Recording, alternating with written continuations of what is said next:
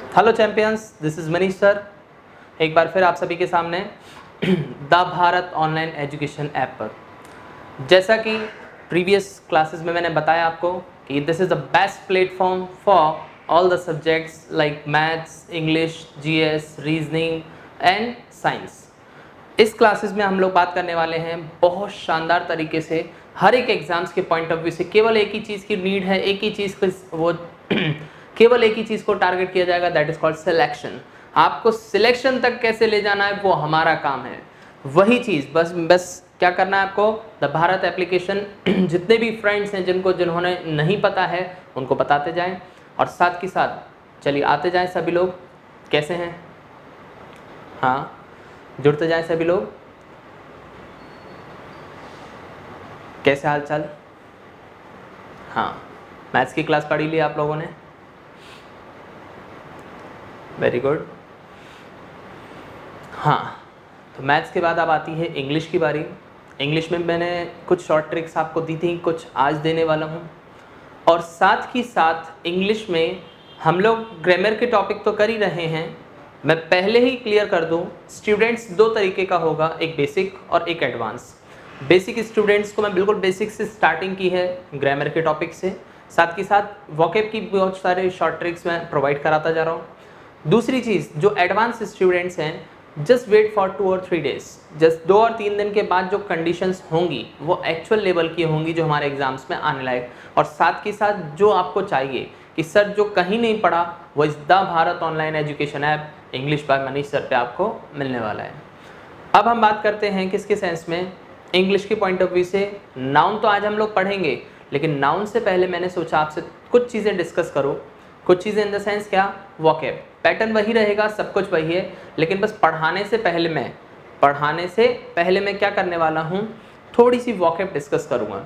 आज तक मीनिंग याद करते हैं, प्रॉब्लम ये है कि सर किताबों में से जब मीनिंग्स उठाते हैं तो नंबर ऑफ मीनिंग्स देखकर ही दिमाग खराब हो जाता है। कई को तो चक्कर आने लगते हैं, कई तो कह रहे हैं, कई तो सोच रहे हैं सर किताब खोलते नींद आने लगती है। उसका रीज़न है, एक छोटा सा एग्जाम्पल मैं आपको दूँ। किताब खोलते तक नींद आने लगती है इन द सेंस कैसे, रात को 2 बजे मैं उठा के आपसे कहूँ कि यार चलो पढ़ाई करो, कभी नहीं हो पाएगी। झोंके खाते रहोगे, 10 मिनट बाद फिर सो जाओगे। लेकिन रात को 2 बजे अगर मैं आपसे कह दूँ कि चलो उठो, व्हाट्सएप पे सारे फ्रेंड्स ऑनलाइन और चलो ऑनलाइन बातचीत करें, ठीक है, तो आप बिल्कुल उसी इंटरेस्ट के वहाँ पे आपको नींद नहीं आएगी, वो आप आराम से बात कर सकेंगे। रीज़न इंटरेस्ट का है। जब तक वो इंटरेस्ट आपके अंदर डेवलप नहीं होगा तब तक आप कुछ नहीं कर पाएंगे, ठीक है। वो इंटरेस्ट मैं क्रिएट कराऊंगा वोकैब के पॉइंट ऑफ व्यू से। साथ के साथ जो मीनिंग्स आपको याद करने में दिक्कत आती है कि आज याद किए, 5 दिन बाद भूल गए, 2 दिन बाद भूल गए, 10 दिन बाद भूल गए, वो सारी चीज़ें मैं आपको कब इसी में शॉर्ट ट्रिक्स देकर, जैसे मैंने आपको बताया था I was the gold medallist in vocab, और बहुत सारे एडवांस वोकैब की शॉर्ट ट्रिक्स मैं आपको देने वाला हूँ आने वाली कई क्लासेस में, जो कि बहुत शानदार रहेंगी। बस केवल एक बार आपने वीडियो देखा और सारे वर्ड्स याद, वो सारी चीज़ें मैं आपको प्रोवाइड कराने वाला हूँ। चलिए, तो वोकैब याद करने के लिए आप लोग, दिक्कत कहाँ आती है मैं बताता हूँ। दिक्कत यहाँ आती है कि आप जब मीनिंग्स याद करने बैठते हैं तो सर मीनिंग याद तो हो जाते हैं लेकिन लॉन्ग लास्टिंग याद नहीं होते। वो आपने अप्रोच जो है वो हमेशा पुरानी एक ही एक घिसी पिटी अप्रोच लगाते जा रहे हैं, उसको थोड़ा बदलने की कोशिश करो। You should be innovative and थोड़ा सा आपको कहने ना बिल्कुल डायनेमिक बनना होगा, थोड़ा सा अलग बनना होगा, तब जाके विनर्स कहते हैं ना, winners don't do different things, they do the things differently. Winners कुछ अलग नहीं करते, वो अलग तरीके से करते हैं। वो क्या होता है मैं आपको बताता हूँ। हम लोग वोकैब पढ़ रहे हैं, मीनिंग पढ़ रहे हैं, रट रहे हैं, लेकिन याद तो हो रही है, लेकिन आज से 20 दिन बाद भूल जाते हैं। इसका रीज़न कि हम लोग वही मोनोटोनस तरीके से, अब उसको कुछ अलग तरीके से करने की कोशिश करते हैं। चलिए, तो आज की क्लास शुरू करते हैं हम लोग। अब सब लोग आ भी चुके हैं, बहुत बातचीत हो चुकी है। हाँ, पहला हम लोग बात करते हैं किसके सेंस में। अगर मैंने आपके सामने एक वर्ड लिखा आइडियल या स्लो, कौन सा वर्ड लिखा, आइडियल या स्लो। आइडियल का मतलब, आइडियल और स्लो अगर देखा जाए तो क्या होता है, आइडियल मीन्स होता है खाली। आइडियल मीन्स क्या हो गया, खाली। अगर मैं आइडियल के बारे में बात करूं तो आइडियल का मतलब क्या होता है, खाली। और स्लो का मतलब भी क्या हो गया, बहुत ज़्यादा खाली रहने वाला, सुस्त रहने वाला, उसको हम इंग्लिश में बोलते हैं आइडियल या स्लो। याद कैसे करना है, कुछ नहीं, उसी शब्द के अंदर उसके मीनिंग्स, उसकी हर एक चीज़ कॉन्वर्सेशन छुपी हुई है। आई से अगर आइडियल अगर देखा जाए, IDLE, ठीक है, पहले हम लोग इसकी बात करते हैं, ठीक है। तो आइडियल को अगर देखा जाए तो आइडियल में से ही वर्ड निकल के आते हैं। द फर्स्ट वर्ड्स जो इसका सिनोनिम होंगे, आज हम लोग सिनोनिम्स के पॉइंट ऑफ व्यू से बात कर रहे हैं। तरीका बदलो, चीजें अपने आप बदलती जाएंगी। बस तरीका अपने आप में नया और इनोवेटिव होना चाहिए, चीजें अपने आप बदलती जाएंगी। पहला वर्ड हमने देखा आइडियल, स्लो का मतलब होता है खाली, सुस्त, बहुत ज्यादा, केवल और केवल कहते हैं बिल्कुल अपने अपने तक सीमित रहने वाले जो पर्सन होते हैं उन्हें कहा जाता है आइडियल। आपने सुना होगा डोंट सिट आइडियल, खाली मत बैठो। आइडियल की 2-3 स्पेलिंग होती हैं, आप सोच रहे होगे IDEAL ये सेम होता है, नहीं। IDEAL का मतलब होता है आदर्श, IDOL का मतलब होता है मूर्ति, ठीक है, या फिर हाँ ठीक है, समझ रहे हैं। तो यहाँ पर हम लोगों को अलग दें। पहला वर्ड आई से मैंने सिनोनिम निकाला और आई से बनाया इंडोलेंट, हालांकि छोटा सा मिस्टेक है इसमें। इंडोलेंट की स्पेलिंग होगी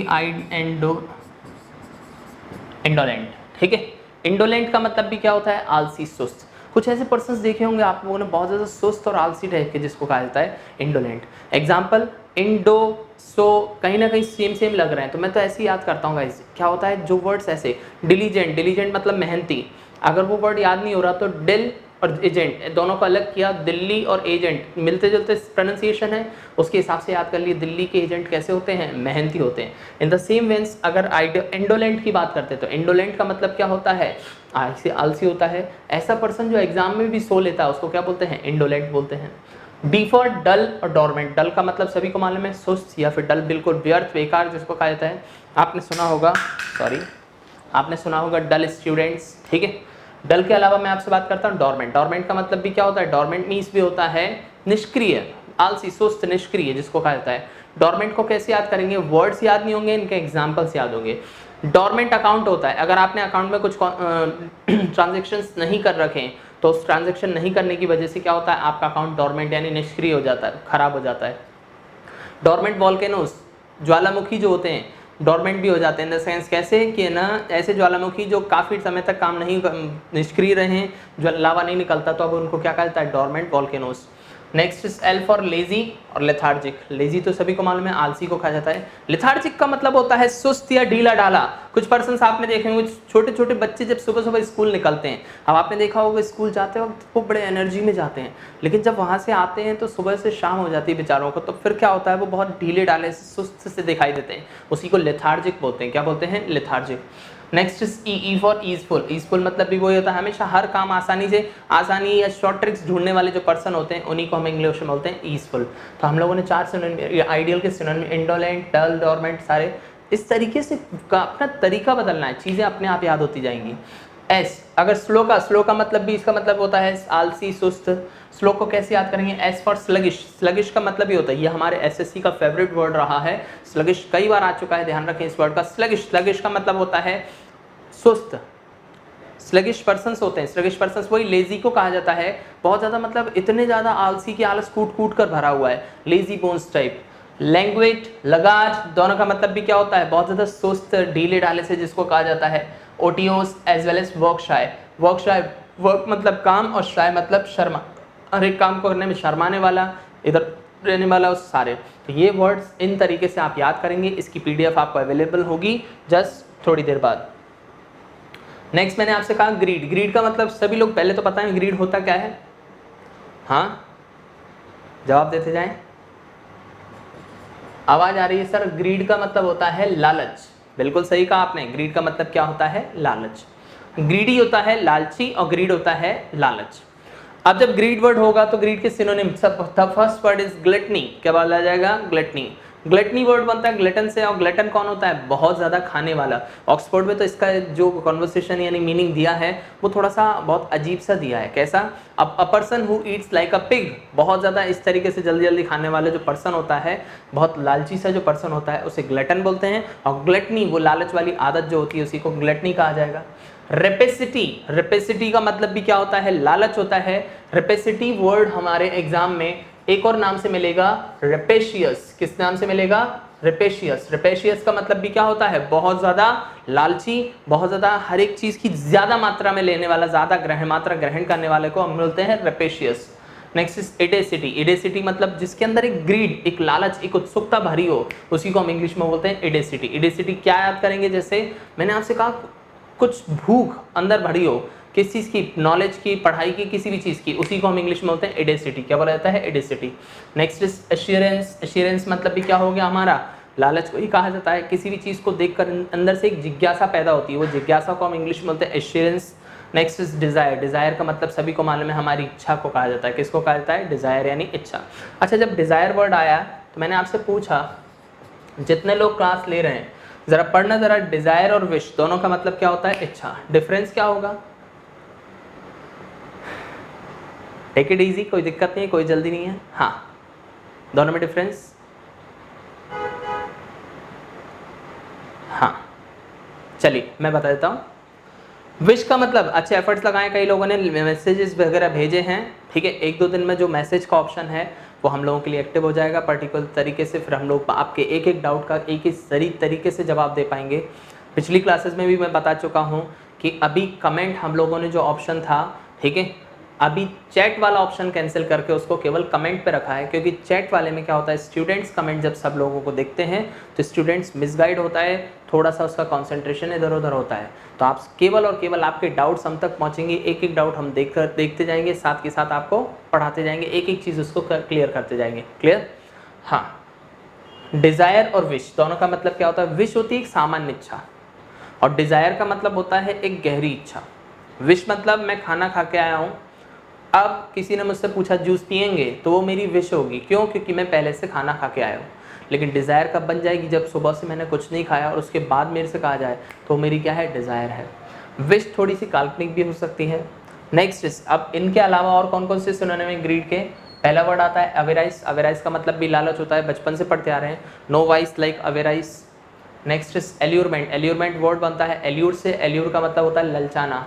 आपने सुना होगा किसी बच्चे को अगर हम लोग एल्यूर करते हैं, कुछ होता है ना, बच्चे अगर आपकी गोदी में नहीं आते तो आप चॉकलेट दिखाते हैं तो वो वापस आ जाते हैं आपके पास, दैट इज कॉल्ड एल्यूरमेंट।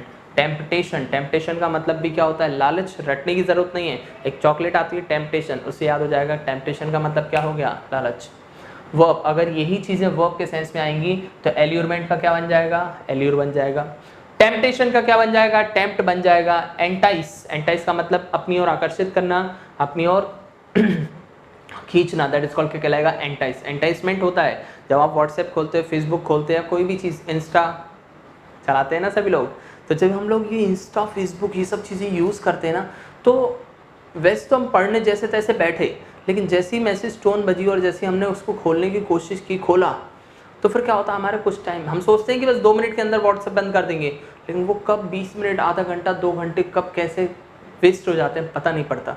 वो हमारा क्या है? एंटाइस है। परसुएट। परसुएट मतलब भी क्या हो गया? वही लालच को कहा जाएगा। जब किसी को मनाने के लिए कोई लालच दिया जाता है। परसुएट के 2 मीनिंग होते हैं। परसुएट का मतलब होता है मनाना या राजी करना। मनाने और राजी करने के लिए जो आपको लालच दिया जाएगा वो हमारा परसुएशन कहलाएगा। कैजुअल। कैजुअल का मतलब क्या होता है? यही मनाने के लिए अगर आप लालच देते हैं वो हमारा क्या कहलाएगा? ये कैजुअल कहलाएगा। याद कैसे करेंगे? कैजुअल। कैजुअल किससे मिलता जाता है? काजोल। जब काजोल रूठ गई तो अजय देवगन उसको मनाने लगा, तो मनाना याद हो जाएगा आपको, ठीक है। कैसे याद करेंगे? कैजुअल और काजोल एक जैसे हैं। अब मैं कहूँगा जब काजोल रूठ गई तो अजय देवगन उसको मनाने लगा, और मनाने लगा तो क्या हो जाएगा? कैजुअल हो जाएगा, ठीक है गाइस। तो ये थे हमारे वर्ड्स किससे रिलेटेड? इजी से रिलेटेड, ठीक है। हाँ, कंफ्यूजिंग नाउन्स के बारे में आज बात करते हैं। ये सारे कंफ्यूजिंग नाउन्स होंगे, इनको हम डिस्कस करेंगे जिस क्लास के बाद, लेकिन इससे पहले हम लोग शुरू करेंगे आज की क्लास।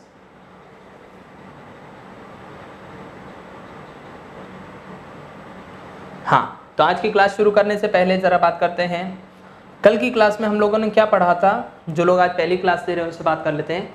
देखिए, कल हम लोगों ने एक टॉपिक शुरू किया जिसका नाम है नाउन। नाउन क्या होता है? दुनिया की हर चीज़ जिसे एक नाम से जाना जाता है वो मेरे लिए क्या है? नाउन, भले ही वो सजीव हो या निर्जीव।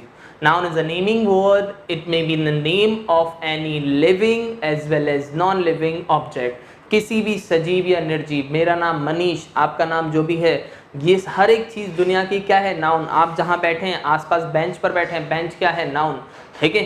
घर पर बैठे हैं, कुछ खा रहे हैं तो मतलब हर एक चीज़ जो है वो एक नाम है। उसी नाम को हम इंग्लिश में क्या बोलते हैं? नाउन बोलते हैं। कंडीशन क्लियर सभी को? अब अगर मैं आपसे बात करता हूँ नाउन में, तो नाउन बेसिकली 3 तरीके के होते हैं। वैसे 5 हमने पढ़े हैं, लेकिन 3 तरीके के होते हैं। पहला प्रॉपर नाउन, दूसरा काउंटेबल और तीसरा अनकाउंटेबल। आज हम इन्हीं के बारे में डिस्कस करेंगे। प्रॉपर नाउन आज डिस्कस करेंगे, कल हमने आधा डिस्कस किया था, आज और करेंगे। काउंटेबल जिसको गिन सकते हैं, इसमें दो आते हैं, कॉमन और कलेक्टिव। तीसरा होगा अनकाउंटेबल नाउन, अनकाउंटेबल में भी दो आते हैं, material as well as abstract noun. आज हम इन्हीं नाउन्स के बारे में डिस्कस करने वाले हैं। प्रॉपर नाउन जो हमारा कल चल रहा था, प्रॉपर नाउन। प्रॉपर नाउन कौन सा होता है? प्रॉपर नाउन मीन्स होता है एक ऐसा नाम जो केवल उसी के लिए यूज किया जाएगा जिसके लिए वो बना है। दोबारा सुनो, एक ऐसा नाम जो केवल उसी के लिए यूज किया जाएगा जिसके लिए वो बना है। अच्छा एक बात बताओ, राहुल, क्या आप हर लड़के को राहुल बोल सकते हैं? बिल्कुल नहीं। लेकिन हर लड़के को हम बॉय बोल सकते हैं। पहली कंडीशन क्लियर? तो प्रॉपर नाउन में कौन आएगा हमारा? राहुल आएगा, बॉय नहीं आएगा। अब राहुल की कंडीशन है, यानी प्रॉपर नाउन की कंडीशन है कि प्रॉपर नाउन से पहले कभी भी आर्टिकल नहीं आता। अगर आपने इससे पहले आर्टिकल लगाया यानी ए राहुल किया तो भी गलत है। अगर आपने आर्टिकल द लगाया और कहा द राहुल तो भी गलत होगा। अगर आपने सोचा कि राहुल का मैं प्लूरल बना दूं, यानी प्रॉपर नाउन का प्लूरल बना दूं, राहुल्स कर दूं, तो भी ये कैसा हो जाएगा? गलत हो जाएगा। तो हमने एक चीज सीखी, ना तो आर्टिकल आ सकता है ना ही एस। प्रॉपर नाउन हमेशा अपनी सिंगल फॉर्म में रहता है और किसी फॉर्म में नहीं जाएगा। पहली कंडीशन क्लियर? चलिए सर, क्वेश्चन एग्जाम में कैसे आएगा? जैसे मैंने आपसे कहा, क्या अच्छा वह लड़का है, मैंने आपको एक सिंपल सा सेंटेंस बोला, वह लड़का है। अच्छा बताओ, वह लड़का है को इंग्लिश में क्या बोलेंगे? ही। है हूँ के लिए क्या आएगा? इज। क्या आएगा? बॉय। वह लड़का है, लड़के को हम इंग्लिश में बोलते हैं बॉय। लेकिन क्या ये सेंटेंस सही है? नहीं, ये सेंटेंस कैसा है? गलत। रीजन क्या है? रीजन ये है कि ही इज अ बॉय। जब जब कोई नाउन अपनी ऑब्जेक्ट की जगह पर आता है तो उसके साथ आर्टिकल जरूर आता है। जब जब कोई नाउन ऑब्जेक्ट की जगह पर आता है जो कि प्रॉपर ना हो तो उसके साथ आर्टिकल लाना होगा। अगर आपने यूज नहीं किया तो वो कैसा हो जाएगा? गलत हो जाएगा। ठीक है, तो कोई भी ऑब्जेक्ट होगा उससे पहले आर्टिकल आपको लाना ही होता है। यही रीजन है कि मेरे पास कार है, आई हैव अ कार।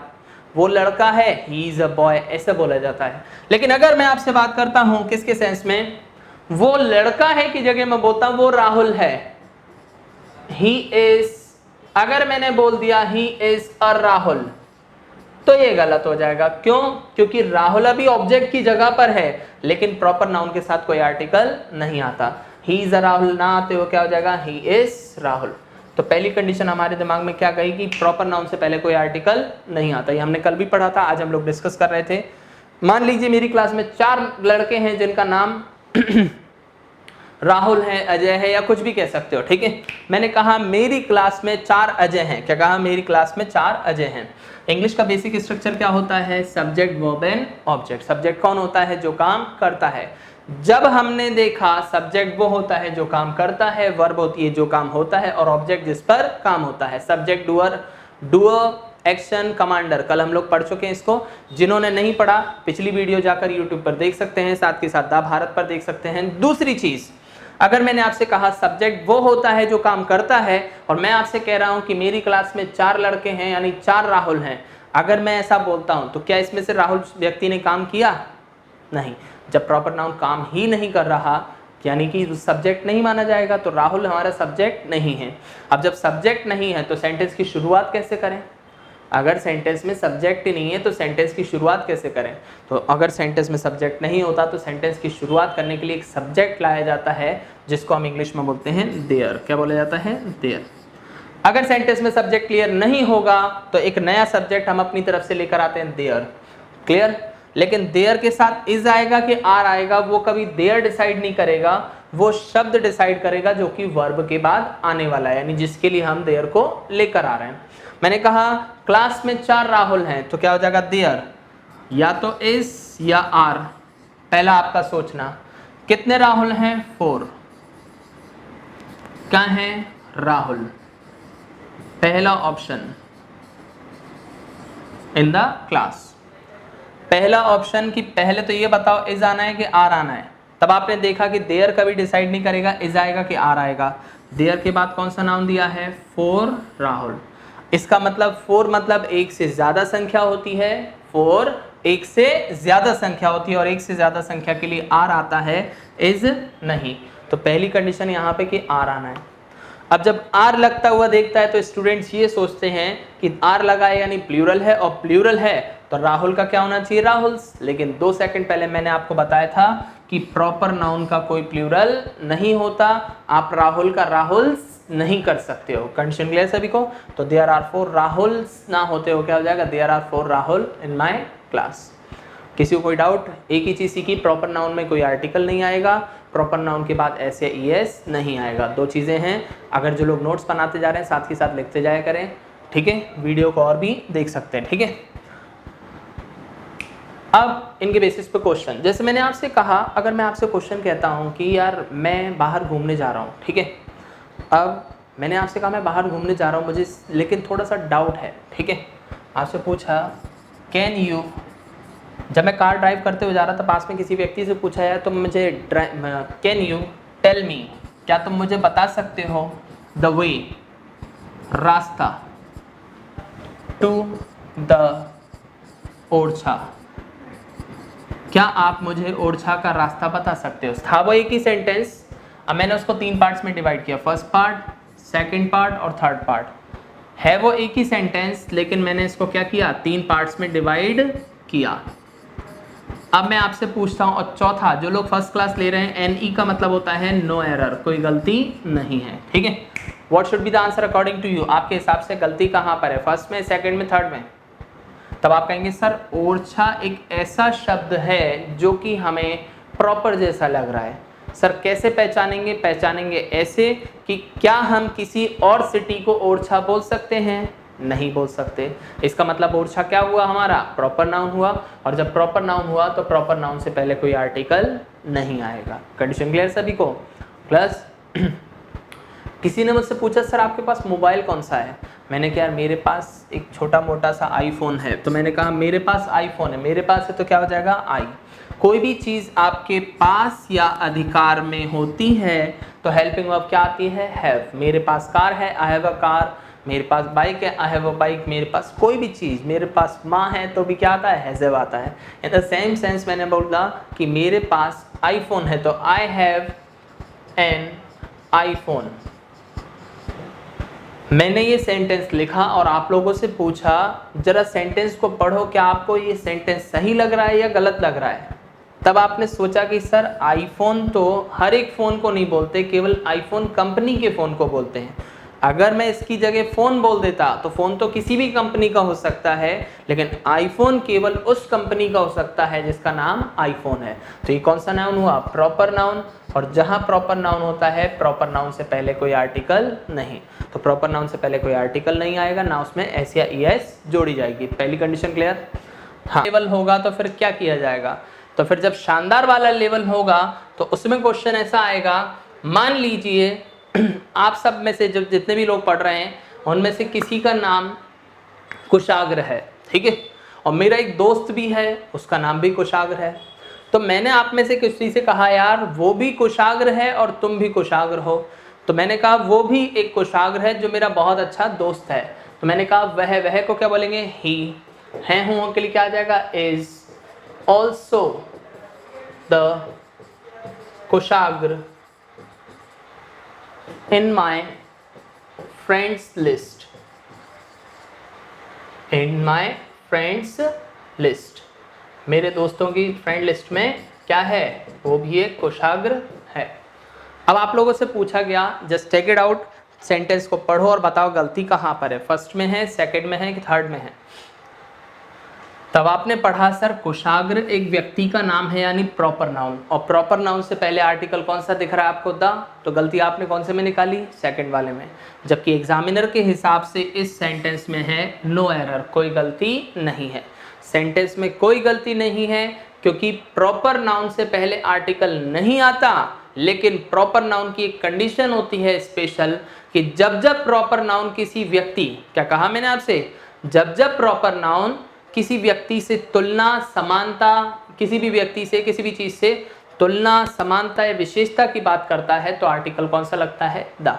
अब जब मैं कह रहा हूं वो भी कुशाग्र है, इसका मतलब क्या हुआ, एक और व्यक्ति वो कुशाग्र हो, वो भी कुशाग्र, दोनों कुशाग्र और दोनों के लिए बात की जा रही तो आर्टिकल कौन सा लगेगा, द।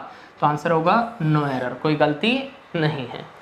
सर ऐसा क्वेश्चन हमने बचपन में तो नहीं पढ़ा था, कई लोग डाइजेस्ट नहीं कर पा रहे हैं। कई लोग कह रहे हैं सर दिमाग तो कह रहा है ठीक है चलो कम, दिल कह रहा है कि नहीं सर ये नहीं हो सकता। तो दिल की ना सुने, दिमाग की सुने, ठीक है, समझ रहे हैं। दिल का काम केवल और केवल क्या होता है, ये सोचना नहीं होता, केवल हार्ट ब्लड पंप करना होता है दिल से।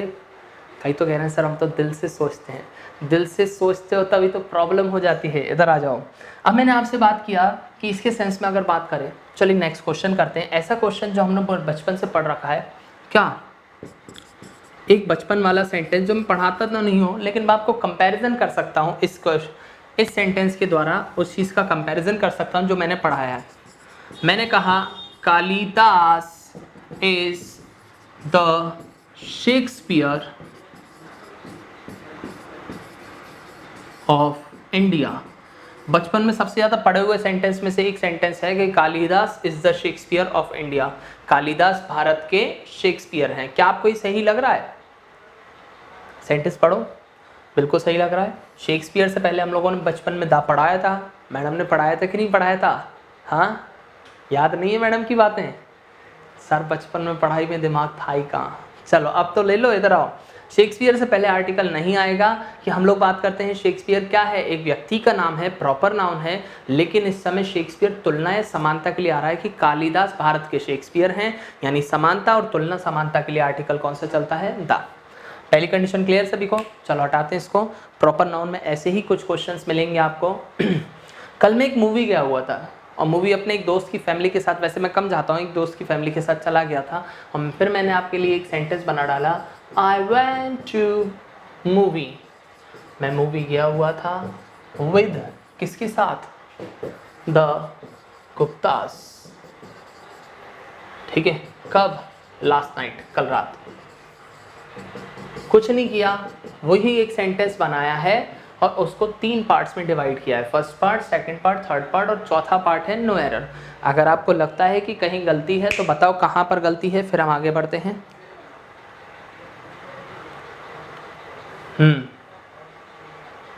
कई लोगों का कहना है कि सर इसमें गुप्तास में एस नहीं आना चाहिए, कई लोग कह रहे हैं सर इसमें आर्टिकल नहीं आना चाहिए, कई लोग कहते हैं दोनों ही नहीं आना चाहिए, तो फिर आना क्या चाहिए? चलिए मैं बताता हूँ। आपको लग रहा है कि गुप्तास से पहले द लगा हुआ है तो ये गलत है, या फिर गुप्तास में एस, लेकिन आंसर है नो एरर। एक ऐसी कंडीशन जो आज तक आपने नहीं पढ़ी है, मोस्टली किताबों में नहीं दी जाती, लेकिन बहुत एडवांस सी कंडीशन है। वो कंडीशन ये है कि जब जब हम किसी भी प्रॉपर नाउन से किसी जाति, किसी वर्ग या फिर किसी वंश, खासकर वंश और परिवार की बात करते हैं तो आर्टिकल कौन सा लग सकता है, दा लग सकता है और उसमें एस भी जोड़ा जा सकता है। यही रीजन है। द गुप्तास का मतलब क्या हो गया, पूरा गुप्ता परिवार। द मौर्यास का मतलब क्या हो गया, पूरा मौर्य वंश। मौर्य वंश को कहा जाएगा द मौर्यास। ठीक है, तो यही चीज अगर मैं द गुप्तास बोलता हूं तो इसका मतलब क्या हो गया कि गुप्ता परिवार की बात हो रही है। लेकिन अगर यही चीज अगर मैं बोलता हूं मिस्टर गुप्ता, तो ये केवल एक व्यक्ति है। इसमें अगर आपने एस लगाया तो ये क्या हो जाएगा, गलत हो जाएगा, एस नहीं लगेगा। लेकिन परिवार के सेंस में आप एस लगा सकते हो प्रॉपर नाउन में। पहली कंडीशन क्लियर सभी को? This is the way how to deal with the exams. Exams में ये कंडीशन मिलेगी, थोड़ा सा ध्यान रखें इस चीज़ को। जो चीज़ें जनरली नहीं मिलती हैं उसको बड़ा ध्यान से पढ़ें। हाँ कोई दिक्कत? चलिए, प्रॉपर नाउन यहाँ पे खत्म होता है। प्रॉपर के बाद दूसरा नाउन आता है काउंटेबल। कौन सा आता है? काउंटेबल। नाम से पता पड़ रहा है, काउंटेबल नाउन का मतलब होता है जिसको गिना जा सकता है, और जिसको गिना जा सकता है उसमें पहला नाउन आता है कॉमन नाउन। कौन सा आता है? Common noun. कॉमन नाउन के बारे में अगर हम बात करते हैं तो कॉमन नाउन वो नाउन होता है जो समान रूप से सभी के लिए लाया जाता है। प्रॉपर कॉमन एक दूसरे के अपोजिट होते हैं। प्रॉपर केवल एक खास व्यक्ति के लिए लाया जा सकता है, जबकि कॉमन सभी व्यक्तियों के लिए लाया जा सकता है। और यही कॉमन, यही क्या कॉमन सभी के लिए लाया जा सकता है। कोई दिक्कत किसी को इतने में? हाँ, कॉमन नाउन हमेशा हमेशा सभी व्यक्तियों के लिए लाया जा सकता है। तो कॉमन एक ऐसा नाउन हो गया जो सभी के लिए समान रूप से लाया जा सकता है। इसकी स्पेशलिटी क्या होगी, कैसे कैसे आएगा? अच्छा एक बात बताओ, प्रॉपर में कौन था हमारा? राहुल। लेकिन अगर राहुल की जगह मैं लिख दूं बॉय, तो क्या हर लड़के को हम बॉय बोल सकते हैं? बिल्कुल। आरोही हर लड़की को नहीं बोल सकते, लेकिन गर्ल हर लड़की को बोल सकते हैं। आईफोन हर एक फ़ोन को नहीं बोल सकते, लेकिन मोबाइल हर एक फ़ोन को या फ़ोन हर एक फ़ोन को बोला जा सकता है। किसी को कोई दिक्कत इतने में? इंडिया हर एक कंट्री को नहीं बोल सकते, लेकिन कंट्री हर एक कंट्री को बोला जा सकता है। किसी को कोई दिक्कत इतने में? चलिए नेक्स्ट मैं आपसे बात करता हूँ। क्वेश्चन आपके मन में जो चल रहा है वो क्या चल रहा है कि सर क्या हम कॉमन नाउन से पहले आर्टिकल लगा सकते हैं, यानी आ बॉय कर सकते हैं? मैंने कहा 100% कर सकते हैं। सर क्या हम आर्टिकल द लगा सकते हैं? मैंने कहा 100% लगा सकते हैं। क्या सर हम बॉयज़ यानी इसका प्लूरल बना सकते हैं? बिल्कुल बना सकते हैं। ध्यान से बोर्ड पर देखिए, हाँ ध्यान से देखिए कि एक एक चीज़ हम लोग आर्टिकल भी लगा सकते हैं, प्लूरल भी बना सकते हैं, सब कुछ कर सकते हैं, लेकिन अकेला बॉय यानी अकेला कॉमन नाउन कभी नहीं ला सकते हैं। कॉमन नाउन की स्पेशलिटी आर्टिकल भी आएगा, एस भी आएगा, लेकिन अकेला लाए तो गलत हो जाएगा। सर एग्जाम्पल दोगे कैसे? अच्छा एक बात बताओ, मैंने आपसे कहा वह लड़का है, क्या कहा? या वह स्टूडेंट है। वह स्टूडेंट है तो क्या हो गया? ही इज, वह स्टूडेंट, ही इज स्टूडेंट। और अगर मैंने कहा ही इज अ स्टूडेंट, कौन सा सही लग रहा है?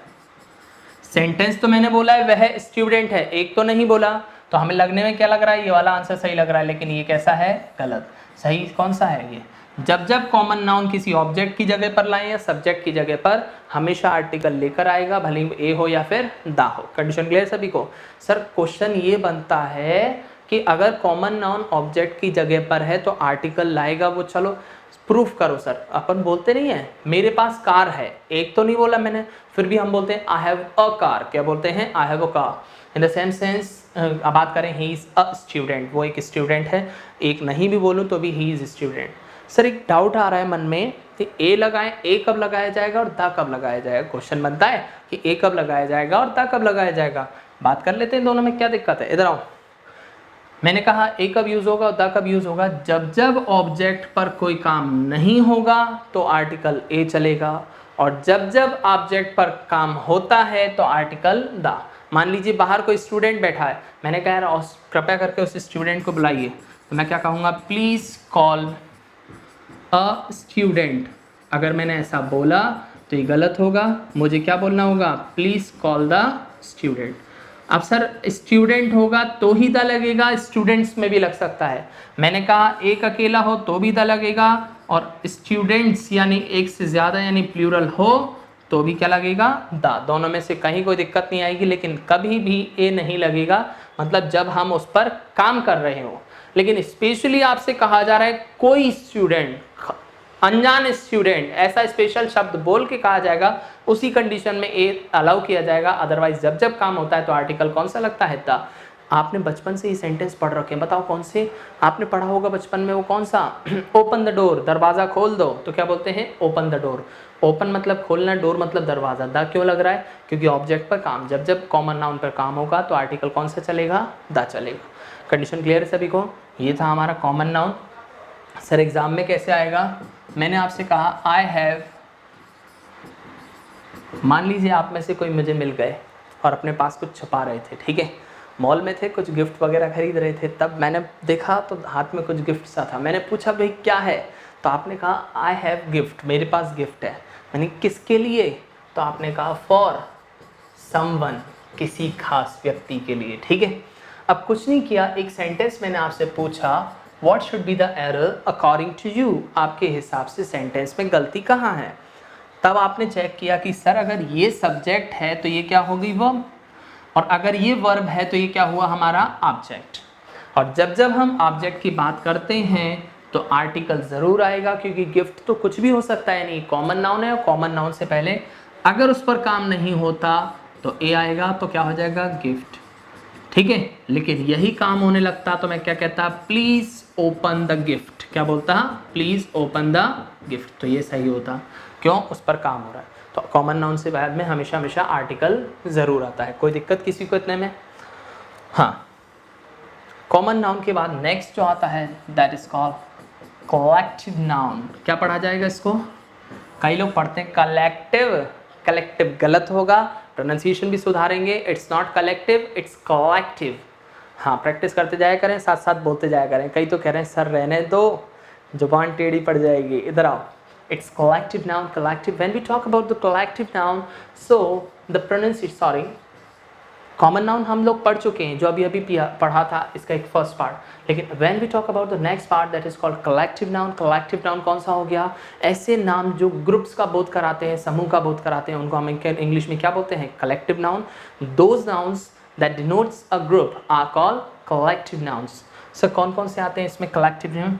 पहले हम लोग बेसिक से बात करते हैं। कुछ बॉयज़ एंड गर्ल्स एक जगह पर बैठे हैं और पढ़ाई कर रहे हैं, तो वो क्या बन गया? क्लास। तो एक सरल शब्दों में बोला जा सकता है कुछ प्रॉपर और कुछ कॉमन का जो कलेक्शन होता है वो हमारा क्या होता है? कलेक्टिव नाउन होता है। तो दैट इज कॉल्ड क्लास। कई सारे प्लेयर्स मिलके क्या बनाते हैं? टीम बनाते हैं, तो क्या हो गया? कलेक्टिव नाउन हो गया। ठीक है।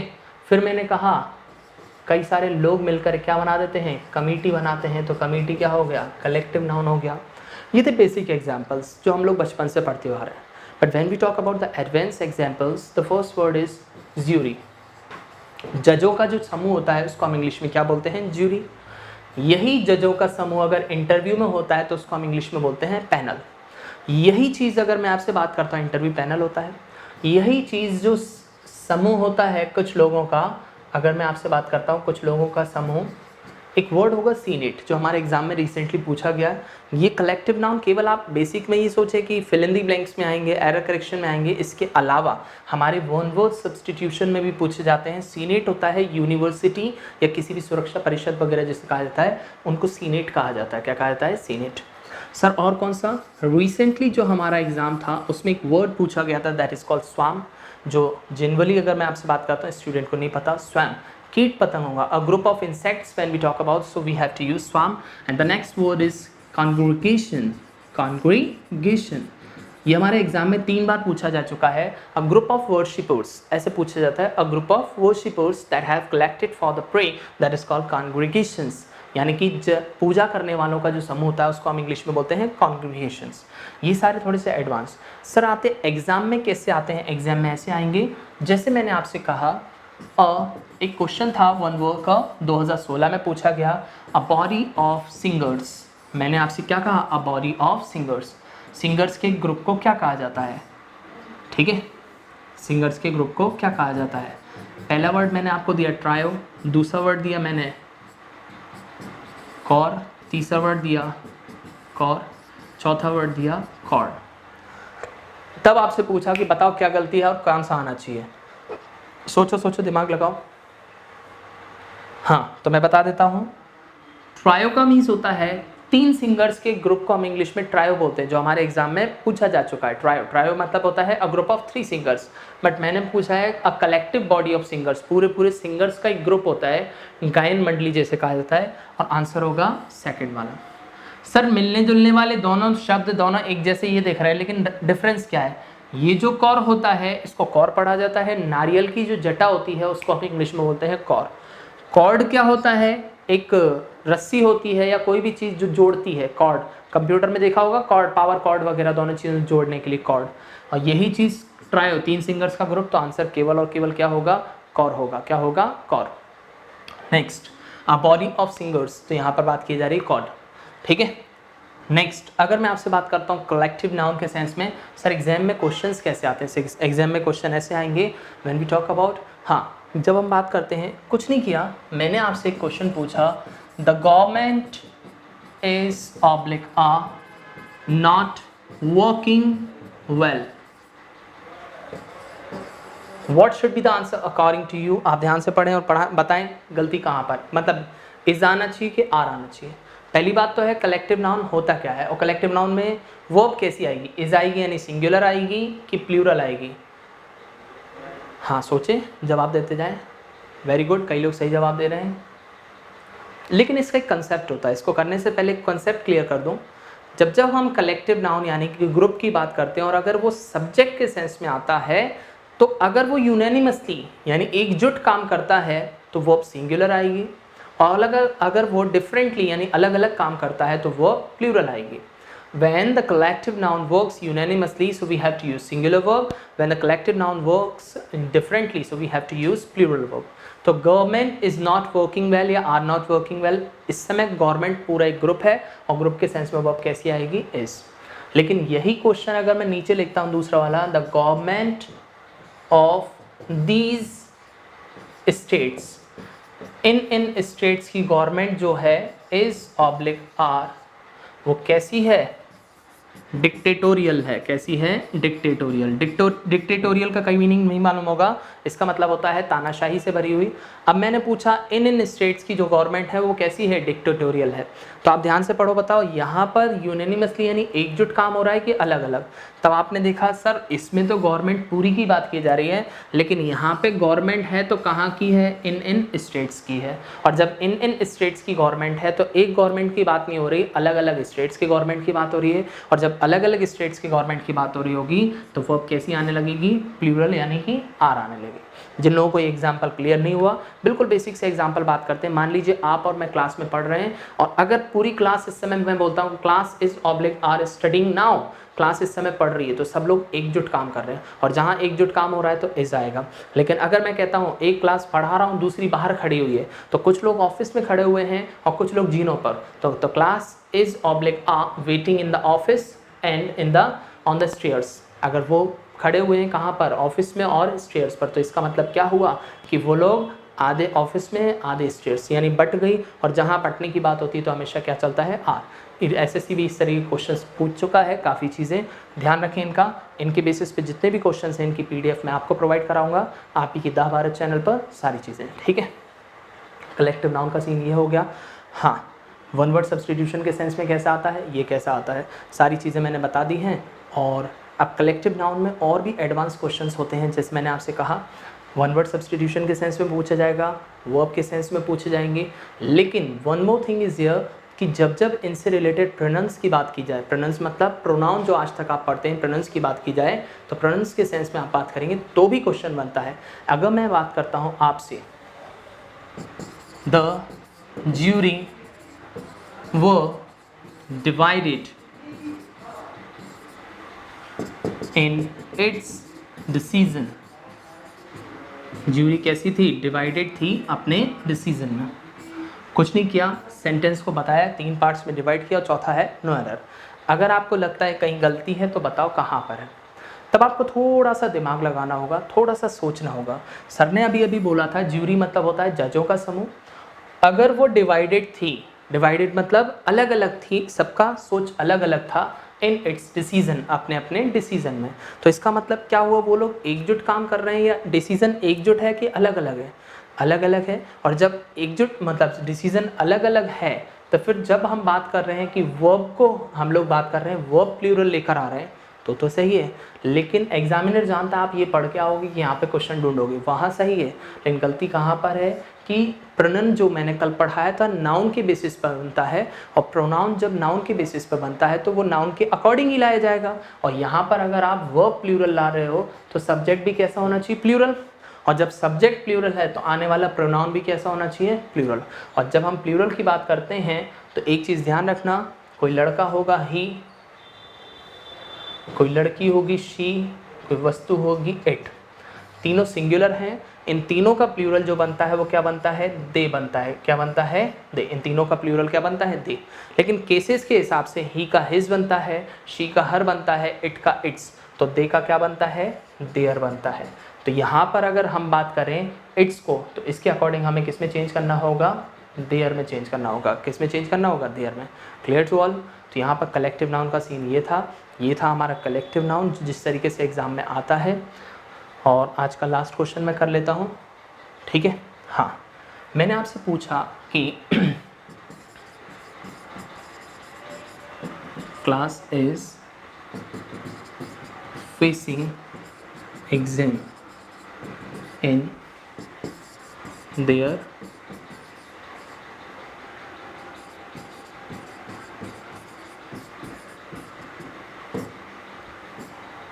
Find out the error in the sentence. ध्यान से पढ़ो क्वेश्चन को और बताओ गलती कहाँ पर नज़र आ रही है।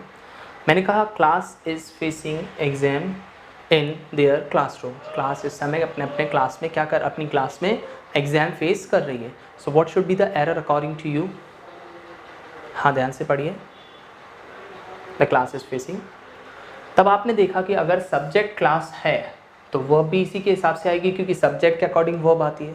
फिर हमने सोचा कि क्लास अगर एग्ज़ाम फेस करेगी तो सब लोग एक ही एग्ज़ाम हॉल में बैठे हैं अभी फ़िलहाल, और जब एग्ज़ाम हॉल में सभी लोग बैठे हैं तो यानी कि वो एकजुट है इस समय, क्योंकि सब लोगों का काम इस समय एग्जाम फेस करना है। एकजुट होने पर वर्ब तो सिंगुलर है, इसमें कोई गलती नहीं है। इज एम आर के साथ आईएनजी आती है, यहाँ भी कोई गलती नहीं है। लेकिन अगर हम बात करते हैं देयर के सेंस में, तो देयर कैसा होता है? प्लूरल। देयर कैसा होता है? प्लूरल। जब हम इसको सिंगुलर कंसीडर कर रहे हैं, वर्ब को सिंगुलर कंसीडर कर रहे हैं, तो आने वाला प्रोनाउन भी कैसा होगा? सिंगुलर। और क्लास ना तो लड़का होता है ना ही लड़की, और रिप्रेजेंटेटिव्स के लिए अगर बात की जाए तो हमेशा क्या चलता है? It's. So there should be the answer it's होगा इसमें। क्लियर? तो यहाँ पर आज की क्लास में हम लोग इतना ही करेंगे, और बाकी पीडीएफ मैं आपको प्रोवाइड करा ही रहा हूँ। आज की क्लास में हमने वॉकैब की है थोड़ी सी, प्लस वॉकैब के अलावा इसके क्वेश्चंस, और आने वाले क्लास में पीडीएफ के क्वेश्चंस, कल की क्लास में हम लोग ज़्यादा से ज़्यादा डिस्कशन करेंगे इन क्वेश्चंस का, और जितना मैंने पढ़ाया इनकी बेसिस पे पीडीएफ के जितने भी क्वेश्चंस होंगे कल हम उसको डिस्कस करने वाले हैं।